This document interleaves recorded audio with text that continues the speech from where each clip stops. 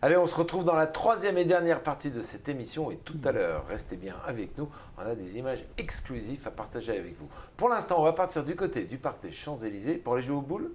Si tu veux, oui. Bah, mais non, on ne jouera pas aux boules parce que c'était le grand retour d'un événement que l'on n'avait pas vu depuis maintenant plus de 2 ans. C'est ça, 3 ans pour être très précis. Il s'agit des finales départementales organisées par le comité de l'Aisne de tennis en collaboration avec le club de Saint-Quentin Tennis forcément, qui recevait cet événement avec pas moins de 70 participants, 70 joueurs qui se sont affrontés sur la terre battue saint-quentinoise, d'ailleurs à quelques jours de Roland-Garros. Eh ouais, ça a déjà un avant-goût de Roland-Garros cette affaire-là. Eh ben on va y aller ensemble et je vous propose de découvrir le sujet que tu nous as ramené. On regarde.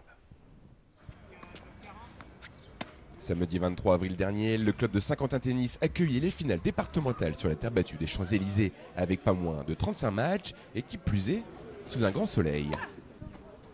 Le club de Saint-Quentin nous accueille gentiment pour organiser l'ensemble de nos finales départementales, les finales jeunes, les finales seniors, les finales senior plus et les finales de tennis entreprise.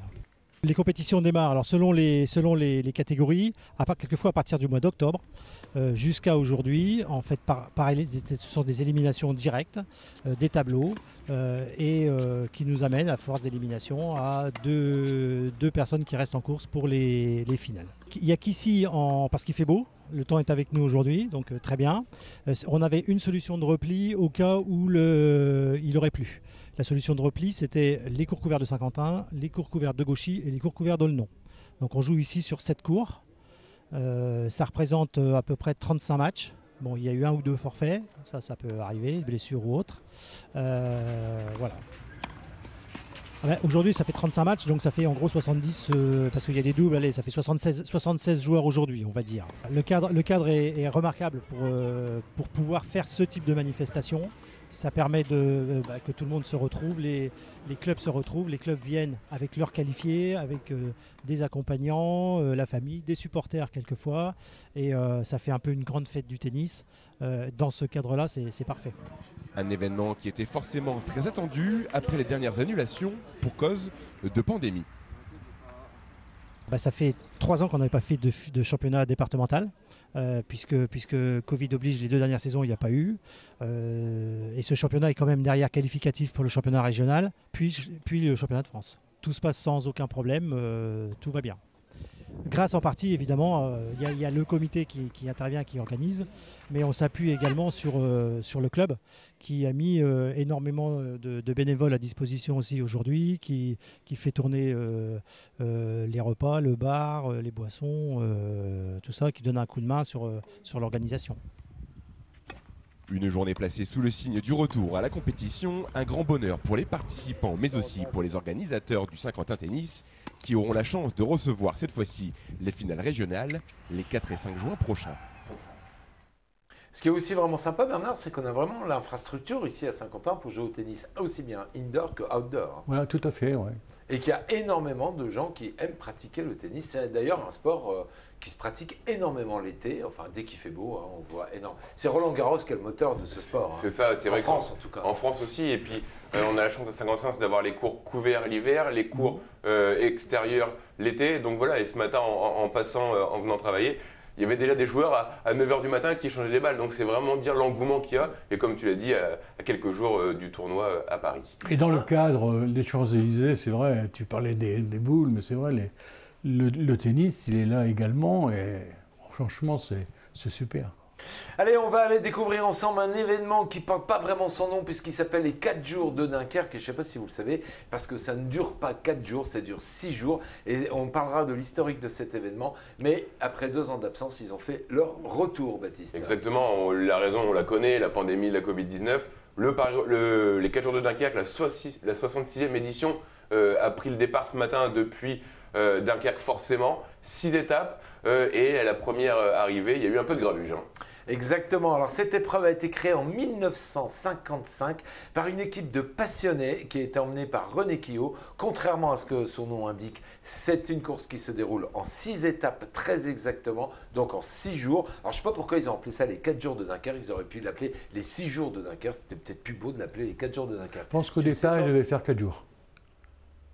Non, dès le départ, c'était 6 jours. C'était 6 jours. Alors, je ne sais pas pourquoi ça s'appelait 4 jours. Enfin, en tout cas, Ouais. les 6 étapes ont démarré ce mardi 3 mai. La première étape, c'était Dunkerque-Aniche. Pour la deuxième étape, c'est presque aux abords de notre département, puisque ça sera Béthune-Maubeuge et ça aura lieu ce mercredi. La troisième étape, vous allez pouvoir, si vous désirez être sur la ligne d'arrivée et la ligne de départ, et si vous aimez ce genre d'ambiance, c'est d'aller pas très loin. Ça sera du côté de Péronne, puisqu'on ira de Péronne et on ira du côté de Mont-Saint-Éloi pour arriver. Ça sera pour le jeudi 5 mai. Pour la quatrième étape, cette fois-ci, on sera à Mazingarbe et l'arrivée, ça sera à Aire-sur-la-Lys. La cinquième étape, encore une fois, c'est pas très loin. C'est Roubaix-Cassel. Si vous désirez les redécouvrir, ça sera ce dimanche. Ce samedi et quant à dimanche, on fera le retour de Ardèche pour aller terminer cette grande boucle du côté de Dunkerque. C'est un événement majeur dans notre territoire. On a envoyé une équipe sur place, pas vraiment pour couvrir la course, mais aussi pour venir à votre rencontre. Et on commence par le premier sujet. Exactement, c'est un sujet d'ambiance à quelques mètres de la ligne d'arrivée où Noam a pu rencontrer des passionnés de cyclisme, mais des passionnés aussi de cette ambiance. Dans le Nord, c'est toujours très convivial, familial, et c'est ça aussi qu'on aime dans n'importe quel sport. Et le vélo, la petite reine, c'est vraiment un sport qui fédère beaucoup autour de cette discipline. Noam était accompagné de Jérôme au cadre, Jérôme que vous avez pu découvrir avec son talent phénoménal dans Au cœur des communes, puisque mercredi c'était Flaville Martel. On a vraiment adoré. Notez que plein de rediffs sont prévus. Suivez nos programmes qui sont affichés sur notre page Facebook et vous allez pouvoir pointer si vous n'avez pas vu Au cœur des communes pour aller choisir l'heure de votre rediffusion, puisque le programme est accessible sur le nouveau site matélé.tv dans la rubrique Programme de la semaine. Il y a tous les replays des émissions sport, des sujets d'actualité locale ou régionale qui sont à votre disposition. Tout de suite, on part du côté des 4 jours de Dunkerque et on va prendre l'ambiance sur la ligne d'arrivée. Nous sommes sur la ligne d'arrivée, vous voyez, elle est juste derrière nous et au moment où nous faisons cette séquence, les coureurs sont à une vingtaine de kilomètres. Donc ici, ça se prépare, la tension commence à monter. C'est la première arrivée de cette première étape. Donc les coureurs sont partis de Dunkerque ce matin, 160 km. Ils arrivent à Aniche donc maintenant. Et forcément, vous le voyez sur les images de Jérôme, il commence à y avoir du monde au bar. Comment ça va, mesdames? Ça va bien? Ça va, oui. Qu'est-ce que vous attendez? L'arrivée de la course? Vous aviez déjà vu les 4 jours de Dunkerque? Oui. Ça vous plaît? Ouais, c'est bien. Pourquoi ça vous Il plaît? y a un peu d'animation, ouais. Ça anime le village? Comment? Ça anime le village? Bien sûr. On n'a jamais rien ici. Donc là, ça fait du bien. Voilà. Au moins, ça fait sortir les gens. Et oui, il y a du monde en plus, ça, c'est bien. Hein? Oui. Puis, ça va, on réussit avec le temps. Oui, en plus, ouais. Et alors, vous allez voir de beaux garçons passer à vélo? Oui, mais ils vont tellement aller vite qu'on les verra pas. Il faut aller les voir après. À moins quand ils vont arriver, quand ils arriveront. Ça fait plaisir. Hein? Oui, oui. Alors, vous êtes venus comment? Entre amis, c'est ça? Vous habitez là? Vous êtes venus avec des amis? J'habite juste derrière. D'accord. Donc, vous êtes venus entre sœurs. On est venus entre sœurs, oui. Et vous habitez aussi à Aniche? Oui. Et alors, qu'est-ce que vous aimez dans le vélo? Moi, avant, je faisais toujours du vélo. C'est vrai? J'ai toujours fait du vélo. Hein. C'est pour ça que vous êtes toujours en forme. Voilà. Et alors, vous êtes donc entre sœurs, là c'est quoi? C'est des amis, non? Non, pas du tout. on est à deux. On se connaît pas. Oh, eh ben c'est Des bien. amis, on en a plein, vous savez. Ah bah oui. Vous avez vu la caravane passer? Oui, Et alors? très bien. Vous avez récupéré des bonbons? Non, rien malheureusement. Rien du tout. Ça va trop vite. Bah ouais. Et j'en ai même pas dans les poches. C'est pas grave. Bon amusez-vous bien. On va les déranger ces messieurs là s'ils sont là. Bonjour messieurs. Jean-Jacques, comment ça va Jean-Jacques? Ça va très bien, et vous? Bon, écoute, ça va très bien. Alors, on attend l'arrivée avec impatience? Oui, avec impatience, oui. Ça donne quoi cette première étape?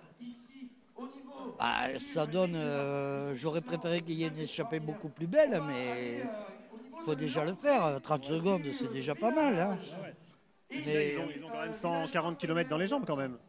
Ouais, pour eux, c'est rien du tout. Oui, c'est vrai, ouais. Hein? Alors que pour nous, on est incapable. Non, mais quand je vois par exemple le cycloclub d'Aniche, qui fait tous les week-ends 140 à 160 km.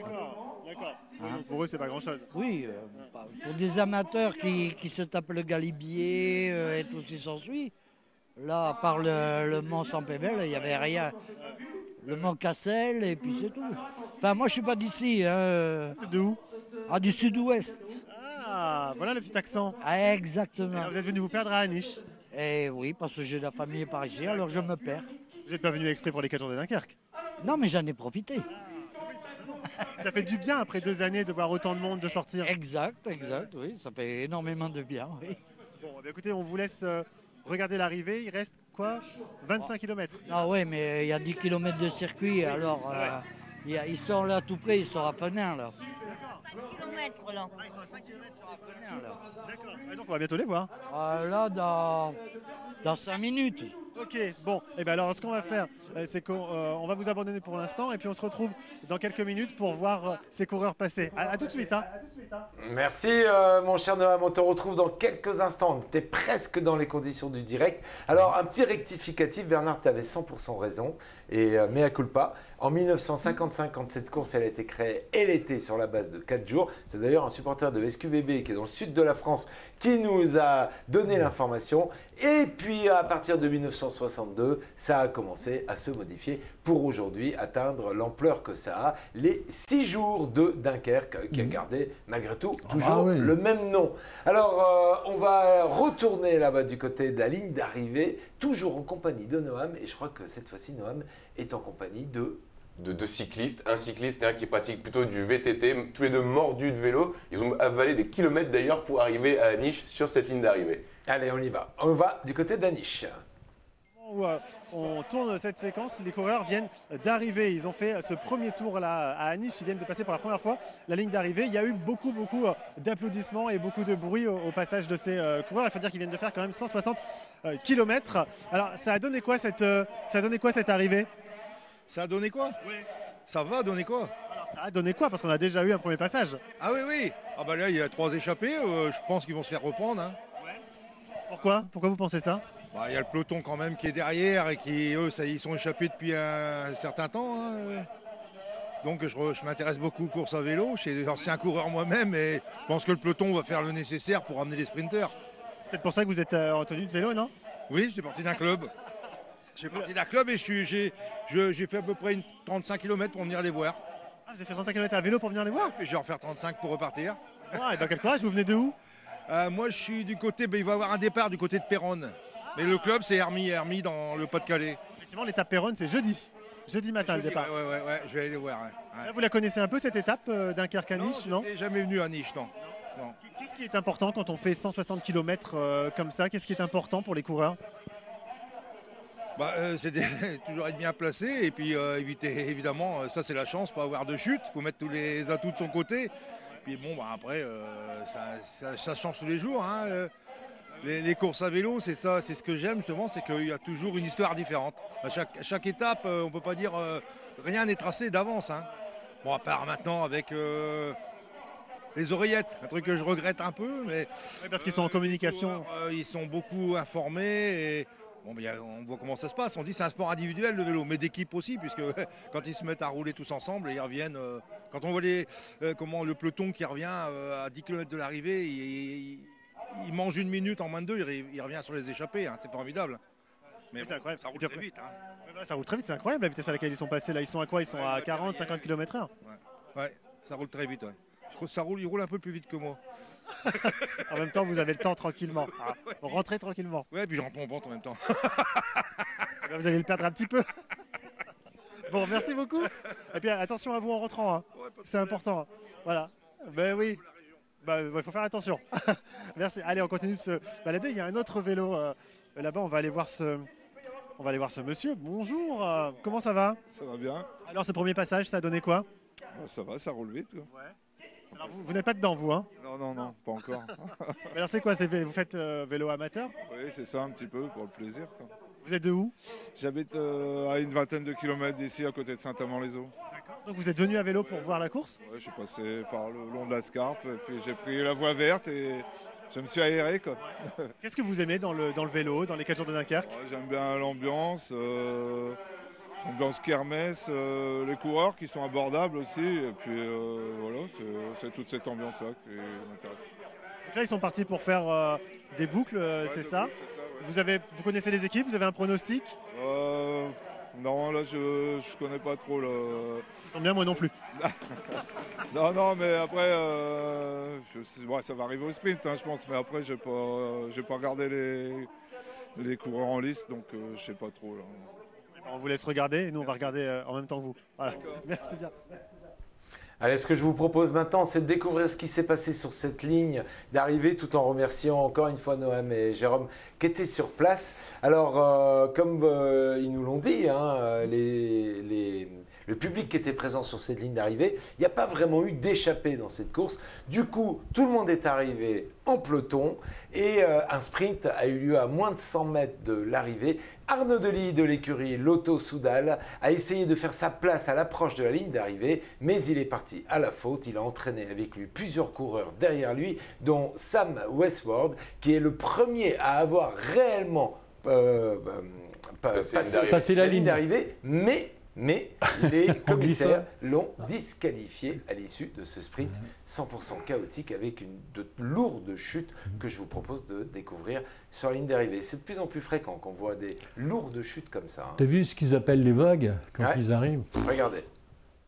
Il y a de l'ambiance ici à Aniche, puisque ça y est, les coureurs qui sont donc partis de Dunkerque ce midi sont en train de franchir cette ligne d'arrivée à Aniche avec...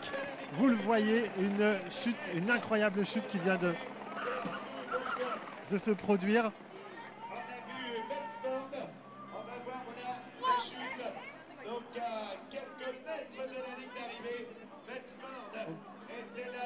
Voilà, alors, on vit ce moment particulier, cette chute qui vient de se dérouler ici à Aniche, sur la première ligne d'arrivée de cette étape qui est partie donc ce midi de Dunkerque.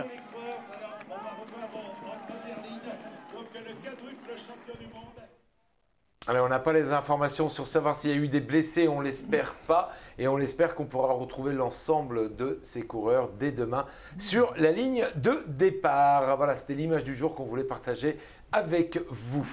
Tout de suite, on va aller dans ta rubrique, Bernard, et on va parler cette semaine de...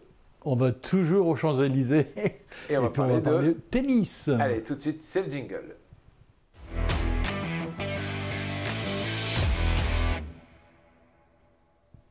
Allez Bernard, tu vas nous dire qui t'a rencontré cette semaine. Alors, j'ai rencontré une présidente. Hein. Maintenant, c'est rare, il n'y a pas beaucoup de présidentes de clubs, quoi qu'on en voit de plus en plus. En plus, une jeune présidente, il y a à peu près un mois qu'elle est présidente. Hein. Elle a pris la succession de Stéphane Dolignon, qui a été un grand président du club de tennis. Et elle, avec des amis, c'est 3 femmes qui sont entre guillemets à la tête, parce qu'à 3, elles ne font rien. Heureusement, il y a des gens autour d'elle. Hein, mais c'est une jeune présidente et d'office, elle accepte, elle organise ce que Baptiste nous a présenté tout à l'heure, les finales de la Coupe de l'Aisne de tennis. Donc vraiment, mais on a été reçus très très bien. Et puis c'est une présidente qui en veut. Elle a un comité directeur, elle a des nouveaux, elle a les anciens sur qui elle va s'appuyer. Et je pense qu'on va bientôt reparler du tennis avec des grosses organisations. Et ben voilà, on l'espère. Elle se nomme Maude Chocnet. C'est elle qui est maintenant à la tête de Saint-Quentin Tennis. Regardez, on a fait sa rencontre. Je suis présidente du Saint-Quentin Tennis depuis un petit mois, donc c'est très récent. Donc au niveau du bureau, on a Mélanie Le Cafette qui est secrétaire générale et Chloé Battard qui est trésorière. Donc avec moi-même, ça fait un noyau, si je puis dire, assez féminin. En revanche, au niveau du comité de direction, on a 6 personnes, 3 hommes, 3 femmes, et surtout des profils différents, donc des joueurs avertis versus des joueurs débutants. On a des joueurs réguliers, des joueurs qui jouent en équipe. On a des parents d'élèves de l'école de tennis, donc on a en fait des adhérents qui sont avec des attentes différentes et ça nous permet d'avoir une vision assez globale. Donc c'était le but de la composition de ce comité. Pour avoir joué dans d'autres clubs, même en équipe, c'est vrai que j'ai beaucoup apprécié à Saint-Quentin la convivialité, la cohésion au sein des équipes d'ailleurs aussi, et ce qui m'a donné envie de m'investir davantage pour le club, dans la vie du club.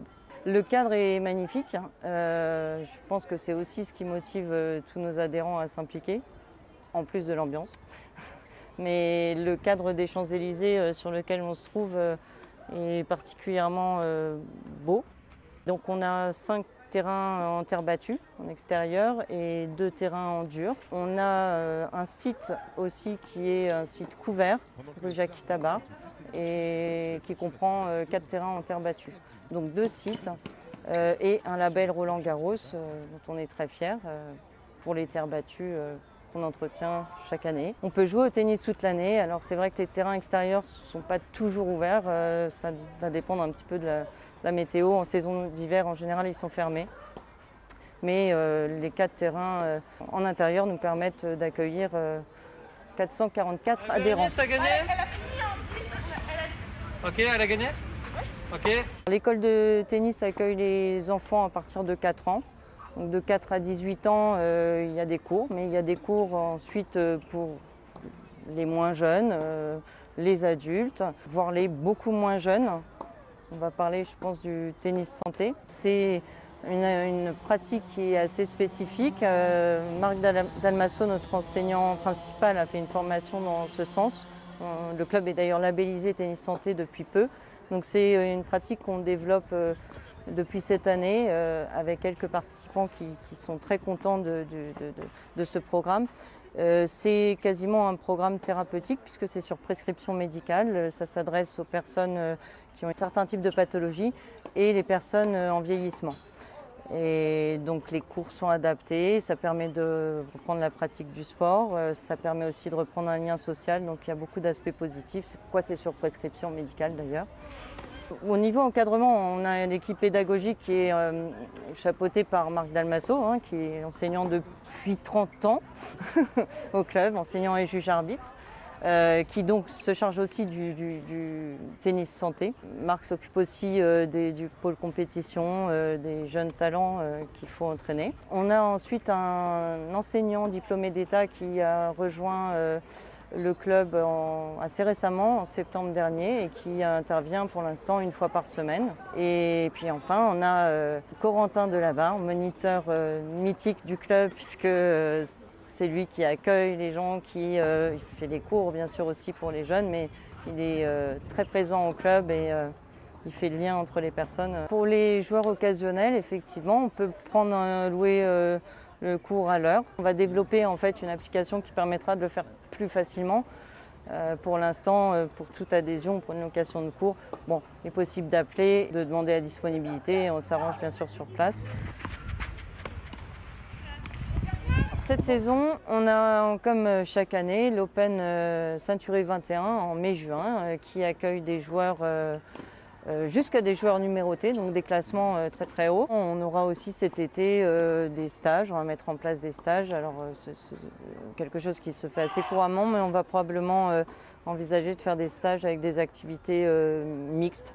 Donc pour les enfants et des stages pour les adultes qui voudraient justement pendant les vacances profiter pour découvrir le tennis ou progresser. On vous accueille sur place. Comme je disais, on n'a pas encore de formulaire en ligne, on est en train de revoir le site web, mais ce sera l'occasion de vous voir et de vous accueillir en présentiel comme on dit. Donc passez en fin de journée, il y a quasiment tous les jours, les enseignants sont là et on remplit un formulaire. On vous donnera toutes les informations sur place. Vous pouvez sinon appeler, toujours, c'est une possibilité, mais les inscriptions se feront sur papier. Eh oui Bernard, tu as tout à fait raison. Voici un club 100% bien structuré, avec plein d'activités et accessible à tous. Et on voit avec plein de nouveaux projets. Bravo à la nouvelle présidente. Longue vie. On va l'aider, puis on lui a dit, elle va communiquer. Ce qui manque au club, en même temps, on va faire un appel aux autres clubs. Quand vous avez une manifestation, vous nous le dites, on ira vous voir. On a Baptiste, on a Clément, il y a des personnes qui sont disponibles. Et puis on parlera de votre club. Exactement. Allez, on close la page de l'invité de Bernard et ensemble on va découvrir les résultats.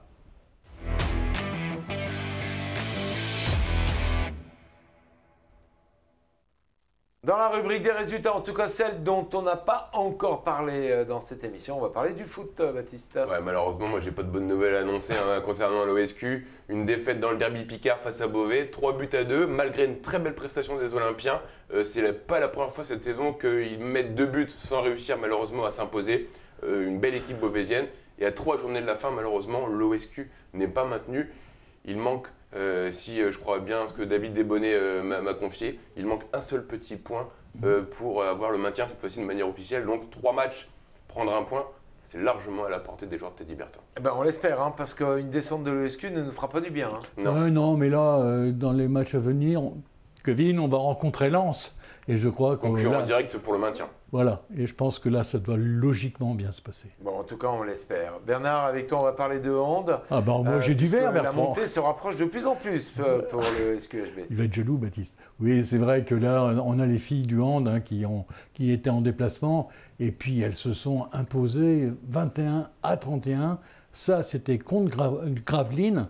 Donc c'est vrai que la montée, elle se rapproche à grands pas. Bon, un ticket pour la Nationale 2, pour c'est le ça. hand, on Il peut reste... l'imaginer ? Totalement, parce qu'il leur reste 2 matchs avant de terminer cette saison. Le dernier, ce sera à domicile, si je ne dis pas de bêtises, et une seule victoire assurer les filles de Benjamin Desmarais. La montée en N2, c'est largement faisable. On rappelle qu'elles ont quasiment fait toute la saison. Elles sont toujours premières en étant devant sur toute la saison. Alors, je ne sais pas presque si je dis toute de la bêtises, saison. mais en deuxième phase, elles n'ont pas dû perdre un match. Il y a un match nul, mais il me semble qu'il y a 0 défaite. C'est dire le parcours de cette équipe qui a échoué aux portes de Bercy. C'est dommage qu'on ait échoué aux portes de Bercy, parce que cette compétition à Bercy, même sans vouloir la gagner, bah, ça aurait été une récompense pour les filles. Ouais, c'est ça, un peu la cerise sur le gâteau. Même si on va voir le côté positif, c'est qu'on ne va pas laisser trop de gomme dans cette compétition et avoir l'intégralité de l'équipe dispo pour la fin de saison en N3. Ouais, on peut voir ça comme ça. Alors, un de leurs prochains matchs, c'est contre les deuxièmes, contre Aulnoy-Emery. Donc ça va être le match qui va tout décider. Des nouvelles du TTSQ, il me semble que... Quelques petits résultats en championnat, en coupe, départementaux. De tête, il y a une victoire. Il y a un joueur également du TTSQ qui est en repêchage, en ballottage pour un titre départemental également. D'accord, on aura l'occasion de vous montrer quelques images et d'avoir un résultat un peu plus complet d'ici à vendredi sur le TTSQ. Comme ça, on est totalement complet à la veille de ce week-end. Ce sera ce vendredi. Alors, on va vous donner rendez-vous maintenant à partir de... Vous allez pouvoir faire votre choix. Amateurs de basket, ça se passe sur LNB TV pour suivre la rencontre face à Vichy-Clermont. On rencontre le 8e. C'est un goût de play-off déjà, d'ores et déjà. Et ça va être une belle soirée à découvrir. Et puis pour les amateurs de Saint-Quentin Volleyball, ça va rester sur cette antenne. À 20h30, on vous donne rendez-vous pour revivre cette rencontre. Demain, sur notre antenne, en direct, nous irons dans la région du côté de 17h30 en compagnie de Noam et de Jérôme. Et puis à 20h30, on vous... qu'est-ce que je vous dis? Parce que 20h30, ça aura déjà... On aura le premier set. Exactement. À 19h45, on aura le plaisir d'accueillir sur ce plateau Francis Todemassa, notre commentateur de volley, en compagnie de Christian Piecaz. Tu prendras ma place pour... faire tourner les micros. Et puis Thomas Lecoq, qui fait partie des Red Angels, qui nous a contactés par messagerie, me semble-t-il, avant-hier, et qui nous a dit, voilà, j'ai appris que vous retransmettiez ces matchs, est-ce que je peux venir assister à cette rencontre, à ces 2 rencontres dans vos locaux? Bien évidemment, puisqu'on nous a contactés et qu'on nous a posé la question, bien évidemment, on l'a accueilli avec nous et il sera de retour avec nous pour nous donner son point de vue avisé en tant que supporter. Et encore une fois, les supporters ont fait tout le déplacement sur l'ensemble de cette saison et ils comptent énormément dans tous les clubs, dans tous les championnats, particulièrement à ce niveau-là, quand on arrive là, comme ça, sur la ligne des playoffs. Voilà, messieurs, j'espère avoir été le plus complet possible. On parlera de l'agenda de ce week-end. Jeudi, notez bien que mon invité de deuxième partie d'émission sera Reynald Pro. Il est l'organisateur de la course de caisse à savon. C'est du sport et il sera en notre compagnie et on aura l'occasion d'en apprendre davantage sur l'organisation de ce genre de course. Voilà, pour être le plus complet, n'oubliez pas notre site internet matélé.tv avec l'affichage de nos programmes sur la page Facebook et sur le site internet et l'ensemble des replays accessibles aussi bien sur Facebook que sur le nouveau site internet. Passez tous une excellente soirée sportive. Forcément, si vous êtes devant votre écran, vous allez pouvoir faire votre choix, basket ou volley. Et puis, messieurs, quant à vous, je vous souhaite de passer une belle soirée et sportez-vous bien. Et merci. Vendredi, voilà. Un œil sur le volley, un œil sur le basket. Ça vous va? Le volley, on connaît le résultat. On connaît le résultat, mais c'est quand même bien de revoir pour analyser ce qui s'est passé. On a surtout hâte, c'est d'être demain soir aussi. Ouais. On y sera, on sera au rendez-vous. On a hâte d'y être parce que ça va, je le sens. 3-1, mais cette fois-ci pour Saint-Quentin 2. Ouais, 3-1 pour Saint-Quentin aussi, moi je le sens. Je le sens comme ça. Toi Bernard? Ah oui, moi aussi, parce que connaissant Dario, connaissant les joueurs, connaissant... Ils ont une revanche à prendre. Ils ont une revanche à prendre. Voilà, pour mettre la balle au centre et venir à Saint-Quentin. Et on dit toujours un animal blessé est dangereux, donc je pense qu'on est blessé, même si on n'est pas des animaux, mais on est blessé à ça. Exactement, là on est blessé actuellement, donc ils vont devoir... Ils vont devoir se méfier, et puis ça serait tellement bien que le championnat s'arrête à Saint-Quentin, qu'il n'y ait pas de cinquième, et qu'on puisse faire la fête ici avec nos supporters. Ça serait bien. Notez bien sur vos agendas, on vous attend dimanche 8 mai à partir de 17h30 au Palais des Sports, l'heure à laquelle va avoir lieu 17h. 17h, l'heure à laquelle va avoir lieu cette troisième phase des finales. Et puis notez aussi le deuxième rendez-vous, cette fois-ci ça sera le mercredi, à un horaire un peu plus accessible puisque ça sera à 20h. Allez, bonne soirée à tous et à demain. Bye bye.